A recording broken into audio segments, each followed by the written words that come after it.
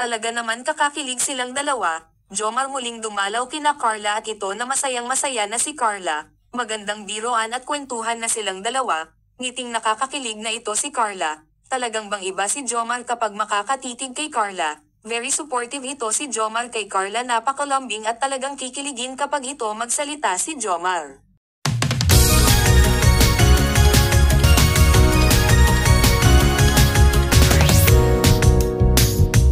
So kung okay, pwede pa akong magpaiwan dito. Hindi siya nakasagot. Biro lang ulit. Biro lang yan. Oo, no.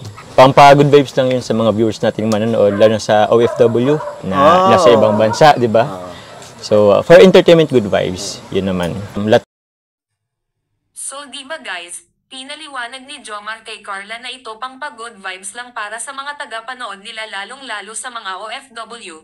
Talagang matutuwa ka talaga kapag ito napapanood mo silang dalawa. So ayan guys, ating suportahan at subscribe Kuya Val Santos, Matubang Kalingap Rab at Kuya Jomar Vlogs at ang buong team Kalingap, at ang aking munting channel Marizel Arevalo. Maraming salamat po and God bless.